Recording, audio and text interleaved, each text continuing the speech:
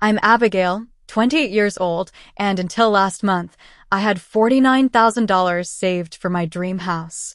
5 years of overtime, brown bag lunches, and saying no to vacations. All gone in one day. My sister Amanda waltzed into a bank, emptied my account, and drove away in a Mercedes. The worst part? When I ran to my parents for help, they looked me in the eye and said, "You can just save again. Amanda needs this more than you." I was stunned silent. If you're watching this, drop a comment letting me know where you're viewing from and hit that subscribe button. Trust me, you'll want to hear what happened when I finally stopped being the family doormat. Growing up in suburban Boston, it was always clear who the star of our family was. Amanda, my younger sister by 2 years, had that effortless kind of beauty that turned heads even when she was a teenager. While I was awkward with braces and glasses, struggling to fit in, Amanda was the captain of the cheerleading squad with a trail of admirers following her through the hallways. Our parents, Robert and Eleanor Thompson, never tried to hide their preference. When Amanda made the B honor roll, there would be celebrations and gifts. When I brought home straight A's, I'd get a pat on the back, and "That's what we expect from you, Abby." My father, a high school football coach, connected with Amanda's athletic abilities and outgoing personality.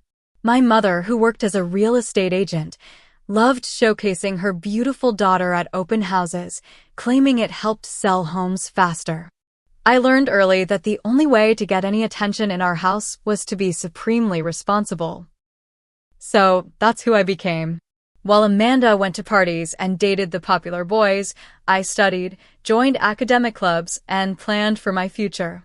I wasn't doing it for praise anymore. I knew that wasn't coming, but because I realized no one was going to look out for me except myself. College was when the financial disparity became impossible to ignore. My parents paid Amanda's full tuition at a private university where she changed majors 3 times before settling on communications. Meanwhile, I attended the state university on a partial scholarship, working 20 hours a week at the campus bookstore and taking out loans for the rest. When I asked my parents why they wouldn't help me the same way, my father said, "You're smart, Abby. You'll be fine no matter what. Amanda needs the extra support." Those words became the theme of my life. Amanda needs it more. I graduated with a degree in accounting and $30,000 in student debt. Amanda graduated with no debt, no job prospects, and moved back home where my parents converted the basement into what they called her starter apartment. I took a job at a mid-sized accounting firm in Boston, rented a tiny studio apartment with a roommate, and created a strict budget that would allow me to pay off my loans in 3 years instead of 10. While I was eating ramen and tracking every penny, Amanda was launching her third failed business venture, a social media consultancy that consisted mainly of my parents paying her to post pictures on Instagram. When that inevitably collapsed, they bought her a business wardrobe worth thousands and paid for her to take a luxury vacation to recharge. The pattern continued for years. Amanda ran up credit card debt, and my parents bailed her out. She needed a new car because hers was embarrassing for client meetings, and they co-signed the loan.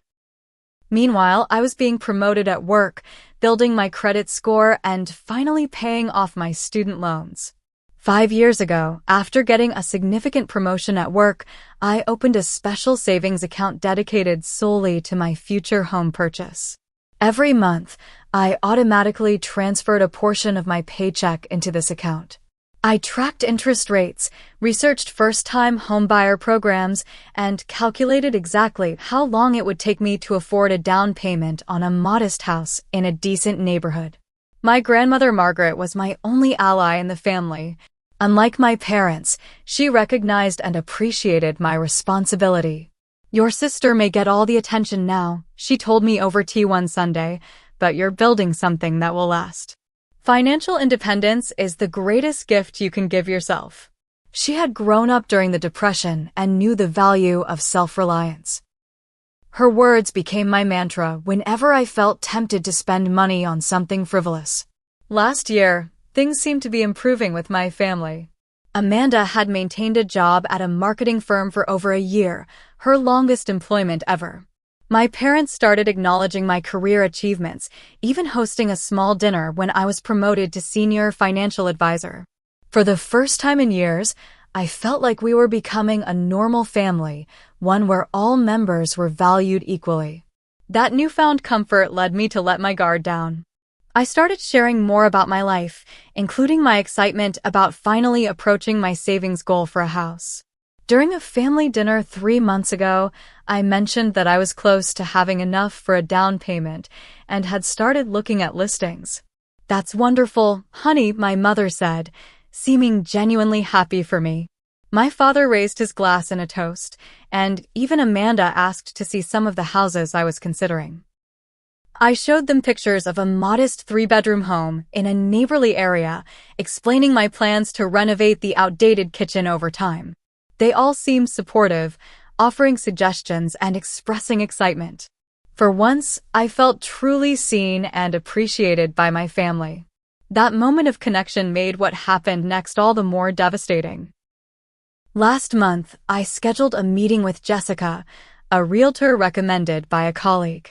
After years of dreaming, researching, and saving, I was finally ready to make an offer on a house I'd fallen in love with, a charming colonial with a small yard and a bay window perfect for reading. The night before our meeting, I decided to check my special savings account one last time, wanting to confirm the exact amount I had available for the down payment. I remember every detail of that moment. I was sitting at my kitchen table, laptop open, a cup of chamomile tea steaming beside me. The room was quiet except for the gentle hum of my refrigerator. I logged into my bank account, navigated to my savings section, and stared at the screen in disbelief. Where there should have been $49,872.33, the sum of 5 years of disciplined saving, there was $17.42. My first thought was that I had somehow logged into the wrong account. I logged out and back in. Same number. I checked my other accounts, thinking perhaps I had transferred the money and forgotten. Nothing. My heart began racing, and my hands shook as I dialed the bank's customer service number. "I need to report unauthorized activity on my account," I told the representative, my voice trembling. "Almost $50,000 is missing." The representative put me on hold to investigate. Those minutes felt like hours as I paced my small apartment, panic rising in my throat. When she returned, her response only confused me more. "Miss Thompson, I'm showing a withdrawal of $49,800 made 2 days ago at our downtown branch. It appears to be an authorized transaction. The withdrawal slip has your signature on it." "That's impossible," I insisted. "I haven't been to that branch in months, and I certainly didn't withdraw that money." After answering security questions and confirming my identity, the representative agreed to escalate the issue to the fraud department.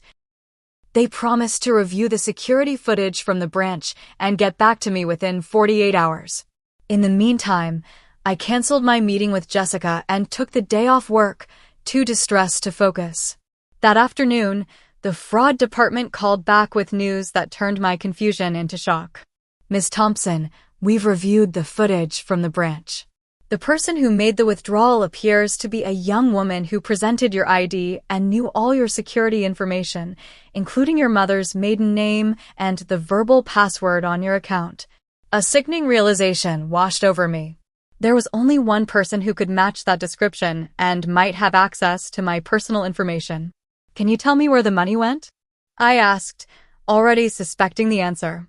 The funds were withdrawn as a cashier's check made payable to Luxury Motors of Boston. I thanked the representative, hung up, and immediately called my sister.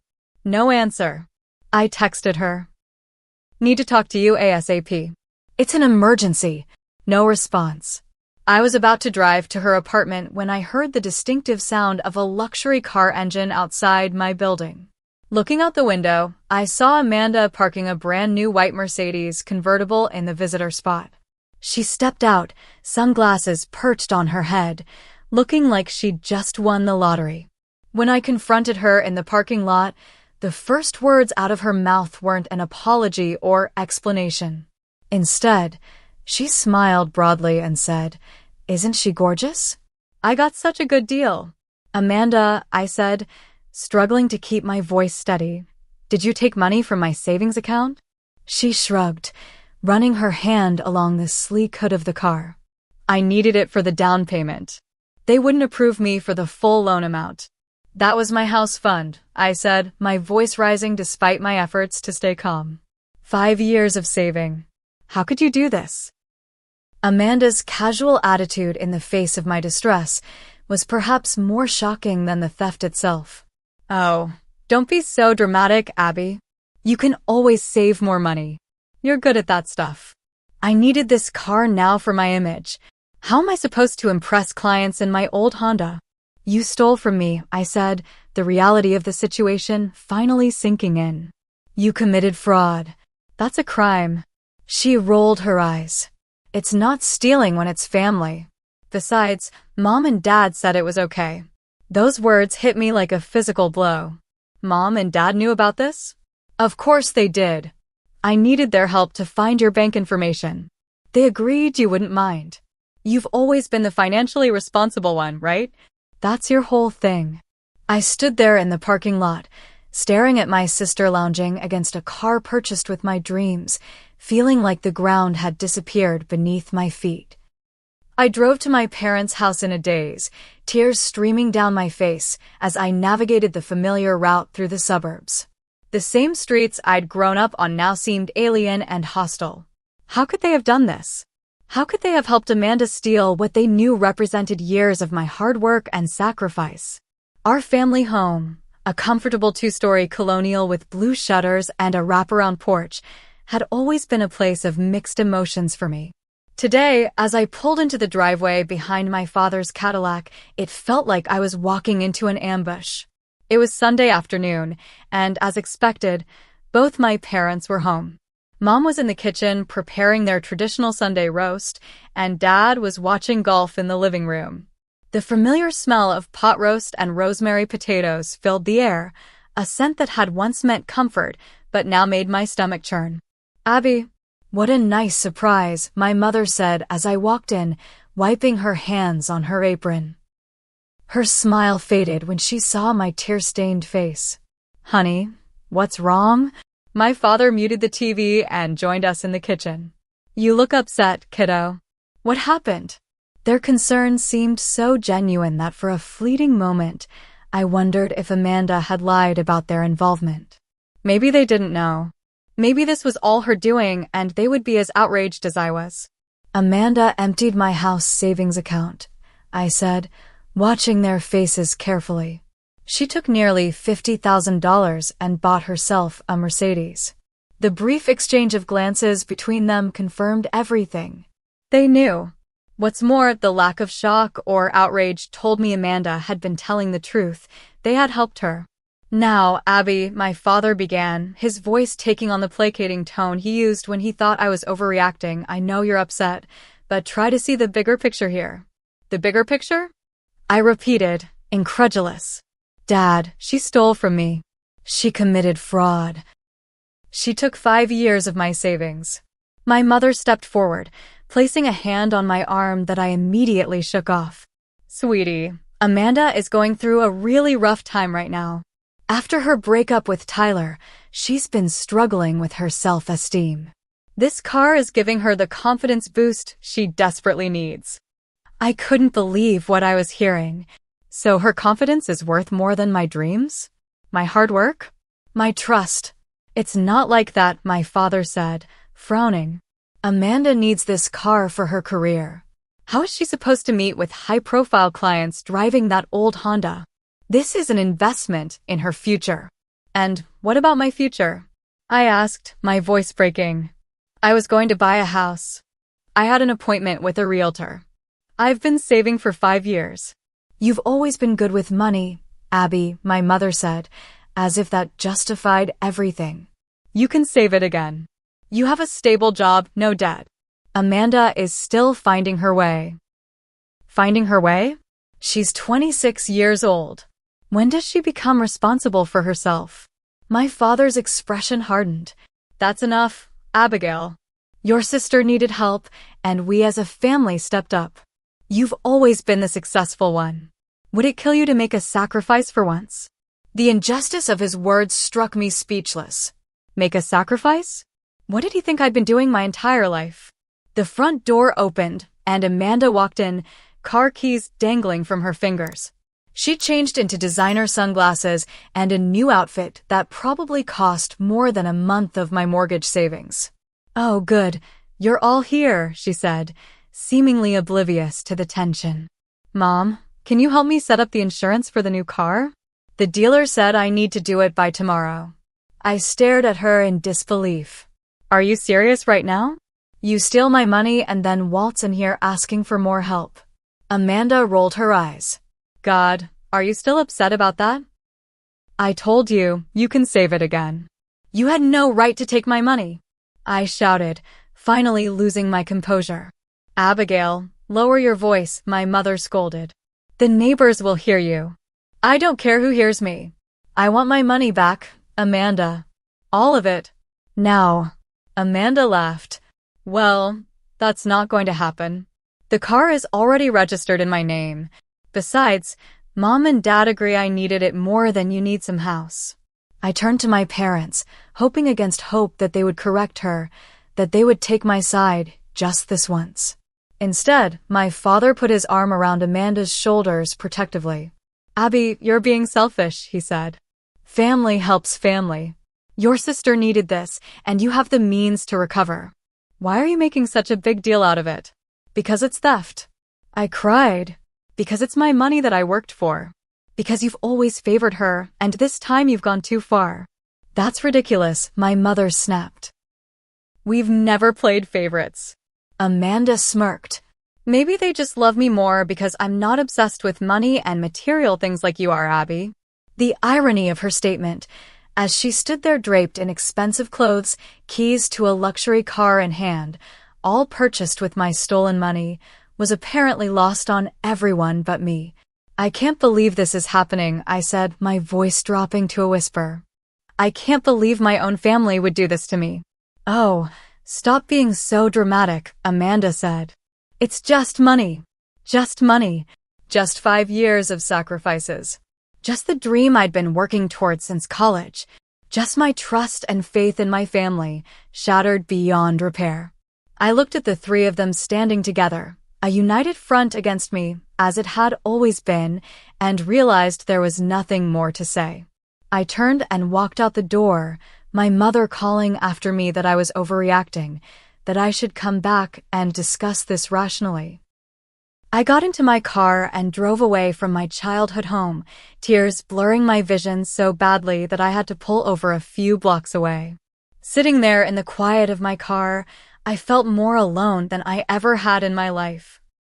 As I sat in my car, struggling to breathe through my tears, a memory surfaced of my grandmother Margaret sitting with me on her porch swing when I was 16. I had just been passed over for a leadership position in the school newspaper in favor of Amanda, despite having more experience and better qualifications. Family is important, Abigail, Grandma had said, her weathered hand patting mine, but there comes a point when you have to establish boundaries, even with those you love. Some people will take and take until there's nothing left of you if you let them. At 16, I hadn't fully understood what she meant. Now, at 28, watching my life savings disappear into my sister's new car with my parents' blessing, I finally did. This wasn't an isolated incident. This was a pattern that had been playing out my entire life. When I was 18, my parents had promised to help with my college tuition. 2 months before my first semester, they apologetically explained that they'd used the money to fund Amanda's European backpacking trip because she needed to find herself before college. I took out additional loans. When our grandmother passed away 3 years ago, she left her vintage jewelry collection to be divided equally between Amanda and me. Somehow, by the time the division happened, Amanda had claimed all the valuable pieces, leaving me with costume jewelry and sentimental but worthless items. My parents had overseen the division and saw nothing wrong with it. Every time I had swallowed my hurt and anger. Every time I had told myself that family was more important than material things. Every time I had forgiven without receiving an apology. But this time was different. This time, they had crossed a line that couldn't be uncrossed. I drove to Prospect Hill Park, my favorite spot overlooking the Boston skyline. The view had always calmed me, helped me think clearly. Today, as I watched the sun setting behind the city buildings, I felt a resolve hardening within me. My phone buzzed with a text from my best friend Diana. "Are you okay? You missed our coffee date." With everything that had happened, I'd completely forgotten our standing Sunday evening meetup.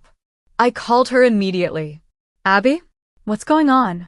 Diana asked, concern evident in her voice. "It's not like you to no-show. Can you meet me at Carlton's coffee shop?" I asked, my voice still shaky. "I need to talk to someone who isn't my family right now."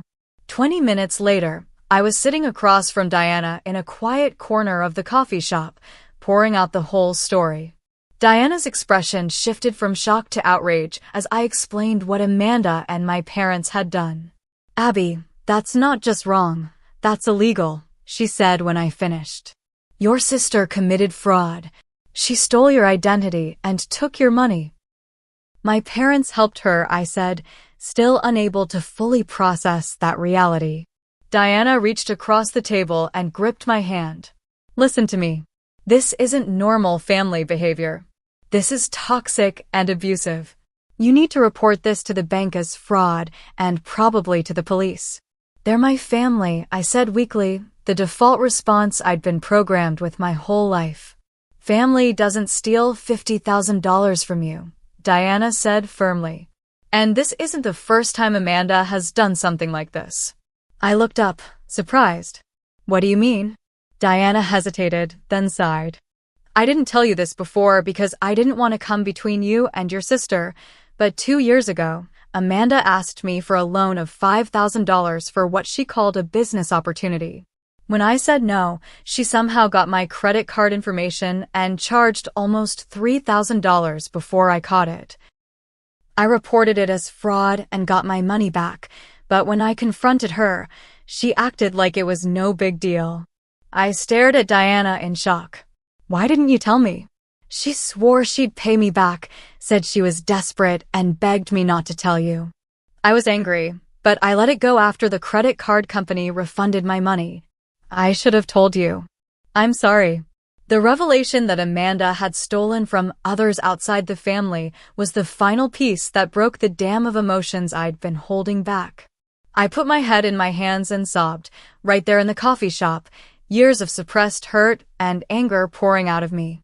Diana moved to sit beside me, her arm around my shoulders. "It's okay to be angry, Abby. It's okay to stand up for yourself, even against your family. Especially against your family when they're hurting you like this." As my tears subsided, a strange calm settled over me. Diana was right. This wasn't about the money, not really. It was about respect, boundaries, and self-worth, all things my family had trampled on throughout my life. "I don't think I can ever save that much money again," I said quietly. "At least not for years. That house I wanted, it's gone." "Maybe not," Diana said, a thoughtful expression crossing her face.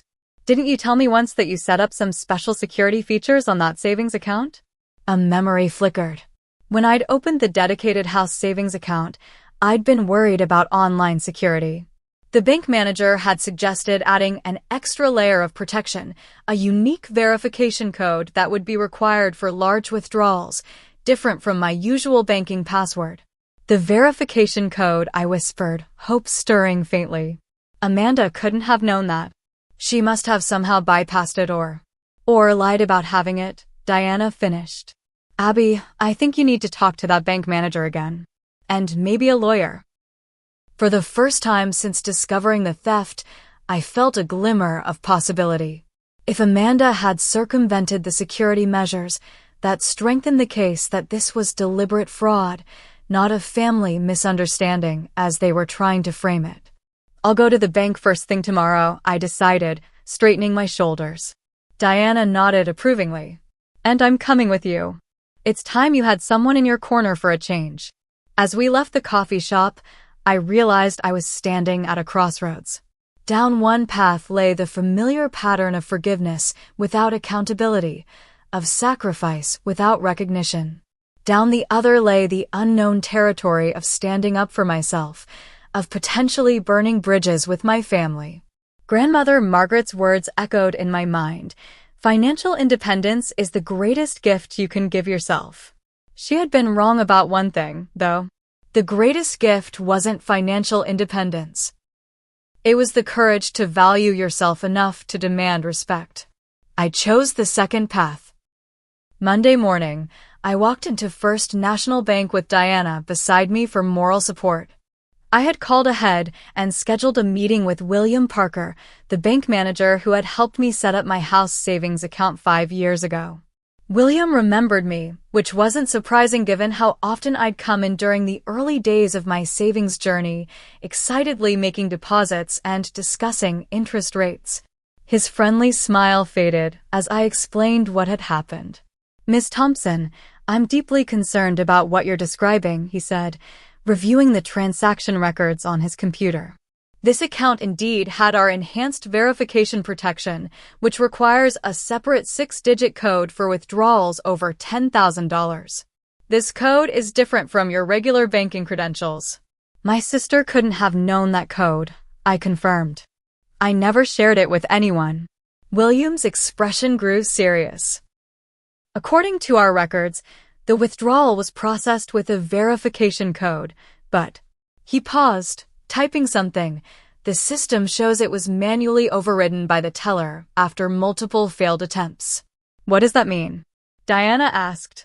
"It means," William said carefully, "that whoever made this withdrawal likely claimed to be you, failed to provide the correct verification code, but somehow convinced the teller to process the transaction anyway."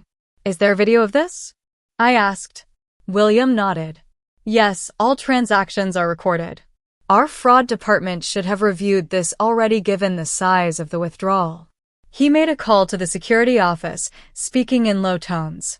After hanging up, he turned back to me. "They're sending over the footage now. Miss Thompson, given what you've told me, I strongly recommend you speak with our legal department. This appears to be a clear case of identity theft and fraud."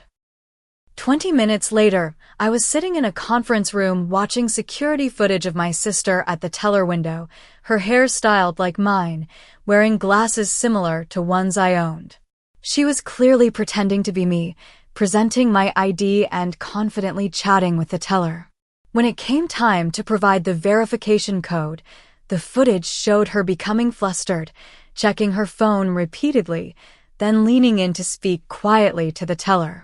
"She's claiming she forgot the code," William explained.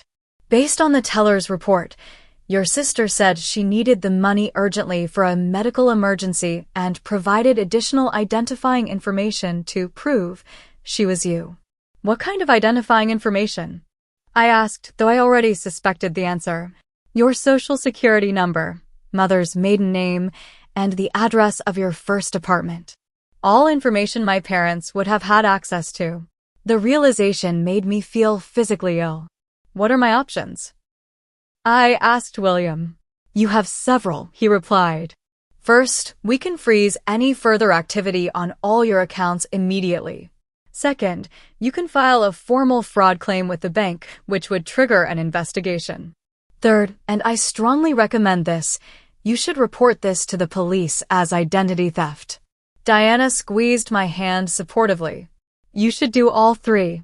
"If I file a police report," I said slowly, "my sister could face criminal charges."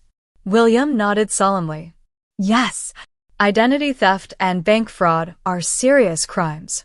But without a police report, recovering your money becomes much more difficult, especially since the funds have already been used to purchase a vehicle." I took a deep breath. "I'll do it. All of it." After freezing my accounts and filing the initial paperwork with the bank, Diana drove me to meet with Michael Stein, a lawyer who specialized in financial fraud cases. His office was small but professional, lined with law books and framed diplomas. Based on what you've told me and the bank's initial findings, you have a very strong case, Michael said after hearing my story. The bank has a responsibility to ensure proper verification protocols are followed. The fact that the teller overrode the security measures is problematic for them. What about my sister? I asked. And my parents? Michael leaned forward, his expression serious. Your sister committed identity theft and bank fraud, both federal offenses. Your parents, if they knowingly assisted her, could be considered accessories. However, proving their involvement might be difficult without explicit evidence. He outlined a plan. First, send a formal demand letter to Amanda requiring the return of the full amount within 7 days. If she failed to comply, we would proceed with both civil action to recover the funds and work with the district attorney on potential criminal charges. Before we go further, Michael said, I want to make sure you understand what this means. Legal action against family members can have permanent consequences for those relationships. Are you prepared for that? I thought about my parents' dismissal of my feelings, about Amanda's casual theft of my dreams, about a lifetime of being the responsible one who was expected to sacrifice without complaint. Yes, I said firmly. I'm prepared. Before taking the irreversible step of filing a police report, I decided to give Amanda one last chance. I sent her a text message that evening. Amanda, I've spoken with the bank and a lawyer. What you did constitutes identity theft and fraud. I'm giving you one opportunity to return the full amount you took from my account. If you don't, I will be filing a police report tomorrow and pressing charges. This is not a threat. It's the consequence of your actions. Her response came minutes later. LOL, are you serious? You would send your own sister to jail over money? Good luck with that. Mom and Dad would never let you. Her dismissive attitude erased any lingering doubts I had. The next morning, I sat in a police station with Officer Thompson, a patient woman who carefully documented every detail of my case. Unfortunately, we see cases like this more often than you'd think, she told me. Family financial fraud is surprisingly common and often goes unreported because victims feel guilty about getting family in trouble. I've given her a chance to make this right, I said. That's more than most would do, Officer Thompson assured me. We'll investigate this thoroughly. With the police report filed, Michael sent the formal demand letter to Amanda via certified mail, with copies to my parents' address as well. I also called the dealership where Amanda had purchased the Mercedes, explaining the situation to their finance manager. The vehicle was purchased with fraudulently obtained funds, Michael explained during the three-way call. Your dealership could potentially be implicated if you don't cooperate with recovering those funds. The finance manager, understandably concerned, promised to review the situation with their legal team and get back to us promptly. Throughout this process, my phone exploded with messages and calls from my family. Amanda vacillated between mocking disbelief that I would go this far over money and tearful pleas about how I was destroying her life. My mother left voicemails alternating between guilt trips and threats. My father's messages were simply angry, calling me selfish and vindictive. I stopped reading them after a while, handing my phone to Diana, who filtered out anything important from the barrage of family manipulation. The emotional toll was immense. Despite knowing I was doing the right thing, years of conditioning made me question myself. Was I overreacting? Was I being selfish? Should I just let it go to keep the peace?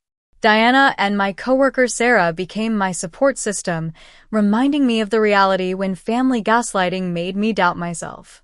Sarah, who had experienced similar family dynamics, introduced me to a therapist specializing in family trauma. What your family did wasn't just financially abusive, Dr. Winters told me during our first session. It was the culmination of a lifetime of emotional manipulation and scapegoating. Your reaction isn't just about the money, it's about finally saying enough to the entire dynamic. 3 days after the certified letters were delivered, the dealership called. After consulting with their legal department, they had decided to cooperate fully with the investigation. They provided documentation showing that Amanda had used a cashier's check from my bank to make a down payment of $49,800 on the Mercedes, financing the remainder. That same day, the bank's fraud investigation concluded that proper verification protocols had not been followed. They acknowledged liability and agreed to restore the full amount to a new account while the case against Amanda proceeded. It felt like the first ray of light in a very dark tunnel. The bank's decision to restore my funds was a major victory, but it was just the beginning of the fallout from my decision to stand up for myself. Amanda was served with legal papers at her workplace, a detail I hadn't specified but that the process server had deemed appropriate given her avoidance of her home address. She called me screaming the moment the server left, her voice so shrill I had to hold the phone away from my ear. "How could you humiliate me like this? In front of my entire office. Everyone saw. I could get fired." "You committed fraud, Amanda," I replied calmly. "These are the consequences of your actions." "It's family money," she yelled. "You're being ridiculous." "No, it was my money that I earned and saved. And now you have a chance to make this right before things get worse." She hung up on me. Minutes later, my mother called. "Abigail Catherine Thompson," she began, using my full name as she always did when she was furious. "I have never been so disappointed in you. Your sister is absolutely devastated. How could you send someone to her workplace? Do you have any idea what you've done to this family? I didn't choose where they served her mom. And yes, I know exactly what I'm doing. I'm finally standing up for myself after a lifetime of being taken advantage of. That is the most selfish thing I've ever heard. Family helps family, Abigail. Your sister made a mistake, but to go to these lengths over money? To involve lawyers and police? What will people think? I don't care what people think anymore. I care about what's right." My father's call was even worse. He didn't yell like Mom and Amanda. Instead, his voice was cold and cutting. "You've always been jealous of your sister," he said. "But I never thought you'd stoop this low to hurt her. If you go through with this, you're no longer welcome in this family." His words hurt more than I wanted to admit, but I held firm. "I'm sorry you feel that way, Dad. I love you, but I won't let anyone steal from me, not even family." The situation escalated when other relatives began taking sides. My Aunt Patricia, my mother's sister, called to lecture me about forgiveness and family loyalty. My Uncle James, my father's brother, surprised me by offering his support. "Your parents have always let Amanda get away with murder," he said gruffly. About time someone held her accountable. The legal pressure combined with the dealership's cooperation finally forced Amanda's hand. 2 weeks after I filed the police report, she was required to return to the dealership to sign paperwork returning the car. The transaction had to be supervised by a police officer due to the fraud investigation. I wasn't required to be there, but Michael advised that my presence might help ensure everything proceeded as agreed.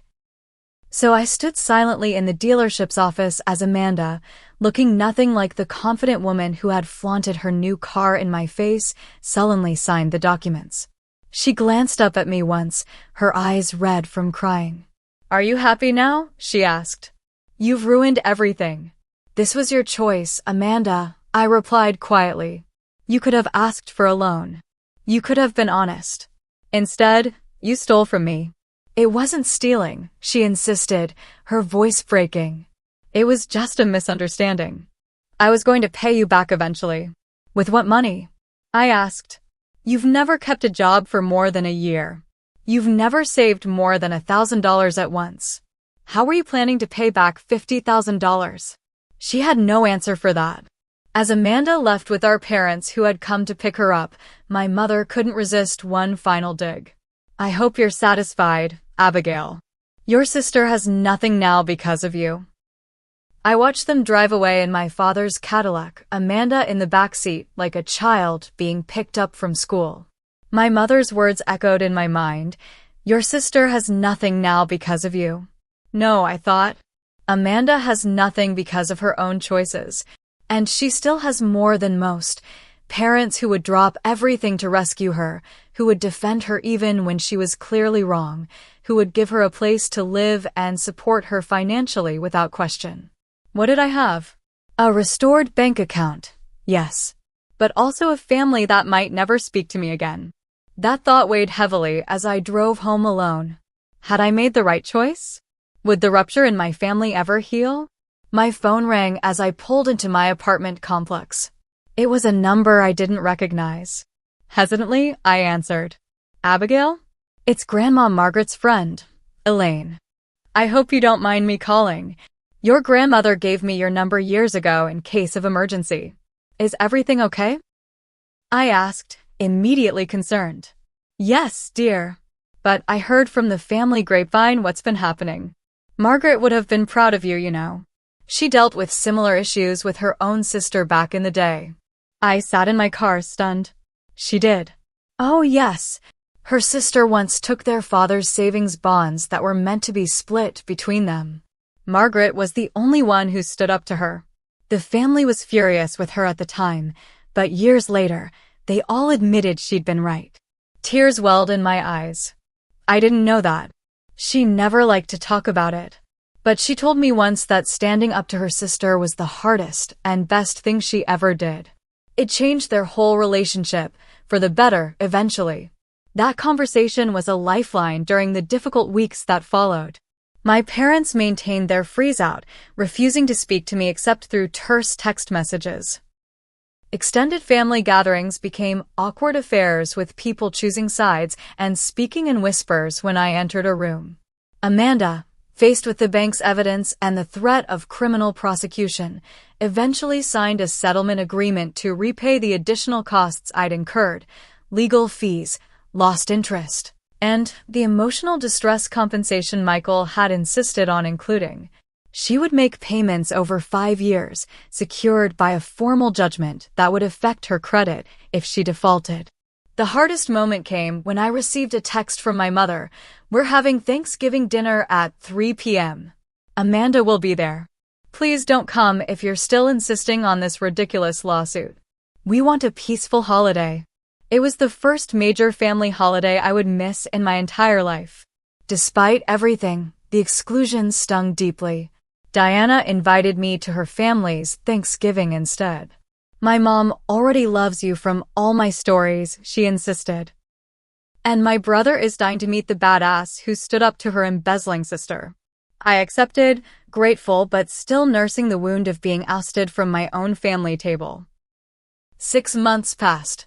Spring arrived, bringing with it not just new flowers, but new beginnings in my life as well. I stood in the kitchen of my new home, not the original house I'd planned to buy, but one I'd found and fallen in love with during my renewed house hunt. It was smaller than my original dream home, a 2-bedroom bungalow with a tiny backyard, but it was mine. The settlement with the bank had restored my full savings, and with Amanda's first restitution payment, I'd had enough for the down payment and closing costs. As I unpacked dishes into my cabinets, I reflected on how much had changed since that devastating day when I discovered my savings gone. The most surprising change had been in Amanda. The consequence of her actions, nearly facing criminal charges, losing her job when the story got around her office, having to move back with our parents, had forced her to confront her behavior in ways nothing else ever had. 2 months after returning the car, she had called me, asking if we could meet. I'd suggested a public place, still not entirely trusting her motives. We sat in a coffee shop, an uncomfortable silence stretching between us until she finally spoke. I've been taking these financial management classes, she said, staring into her coffee. It's part of the settlement agreement, but they're actually helping. I never realized how messed up my thinking was about money. I'd stayed silent, waiting for her to continue. The counselor says I've been using spending as a way to feel better about myself, and that I've been enabled by Mom and Dad my whole life. She looked up at me then, really looked at me perhaps for the first time. And that I've been unfair to you. It wasn't quite an apology, but it was more self-awareness than I'd ever heard from her. I'm working at a call center now, she continued. It's not glamorous, but it's steady. I've got a roommate, and I'm sticking to a budget for the first time ever. By our third meeting, she had finally offered a genuine apology. I'm sorry, Abby. What I did was wrong. Really wrong. I can undo it, but I'm trying to be better. Our relationship was far from healed, but it was a start. My parents had taken longer to come around. They'd maintained their united front of disappointment and anger until my grandmother's friend Elaine intervened. She'd invited them to lunch, without telling them I would be there, and mediated a difficult but necessary conversation. You've always had two different standards for your daughters, she told them bluntly. Margaret saw it, I saw it, everyone saw it. Abigail has spent her life being punished for being responsible while Amanda was rewarded for being reckless. My mother had started to object, but Elaine cut her off. Eleanor, remember when Robert's father gave each of you money to start your lives? How would you have felt if Robert's sister had taken your share, and his parents had told you to just earn it again? That question had struck a chord. For perhaps the first time, my mother had really considered how their actions looked from my perspective. Progress with my parents was slow and uneven. We began with short, awkward phone calls that gradually became more comfortable. By the time I closed on my house, we had reached a tentative truce. They hadn't helped me move in. That would have been too much, too soon. But my mother had sent a houseplant with a card that read simply, "Congratulations. Love, Mom and Dad." Family therapy had been my suggestion, and to my surprise, they had agreed. Our first session had been tense, with my father still resistant to the idea that they had favored Amanda. By the third session, though, the skilled therapist had helped us all see patterns none of us had fully acknowledged before. Families often unconsciously assign roles to children, Dr. Mercer explained. Abigail became the responsible one, which made it easy to take her for granted. Amanda became the one who needs help, which made it easy to excuse her behavior. These insights didn't instantly heal decades of hurt, but they gave us a language to talk about what had happened and why. On this sunny Saturday in May, as I arranged my new kitchen, the doorbell rang. I opened it to find my parents standing awkwardly on my front porch, a casserole dish in my mother's hands. We brought lunch, she said tentatively. If that's okay. I hesitated only briefly before stepping back to let them in. I was just unpacking the kitchen. It's a mess. We can help, my father offered, his voice gruff but sincere. As we worked together unpacking boxes, our conversation was careful but not cold. They admired the house, asked about my new neighborhood, and even mentioned that Amanda had received a small promotion at her job. She's still going to those financial classes, my mother said. She says they're changing how she thinks about everything. That's good, I replied, meaning it. After lunch, as we sat on folding chairs in my half-furnished living room, my father cleared his throat. Abby, I owe you an apology. What we did, what we've been doing all these years, it wasn't right. The words I'd never expected to hear from him hung in the air between us. We were wrong, my mother added quietly. We should have supported you just as much as Amanda. I'm sorry it took something this extreme for us to see that. Their apology wasn't perfect, and it didn't erase the hurt of a lifetime, but it was a beginning. A real one. 3 weeks later, I hosted my first dinner party in my new home. Diana and Sarah came, of course. So did Amanda, bringing a bottle of wine she'd actually saved up to buy. My parents arrived with dessert. Grandmother Margaret's friend Elaine joined us too, bringing stories about my grandmother that made us all laugh and cry. As I looked around my table at this patchwork of relationships, some old, some new, some healing, some transformed, I realized that I had gained something far more valuable than the money I'd recovered. I had gained self-respect and established boundaries that, perhaps for the first time, my family was learning to honor. The journey had been painful, but necessary. Like Grandmother Margaret before me, standing up for myself had been both the hardest and best thing I'd ever done. Later that evening, after everyone had left, I sat on my new porch swing and looked up at the stars. I thought about how far I'd come, not just in recovering my savings, but in recovering my voice and my worth.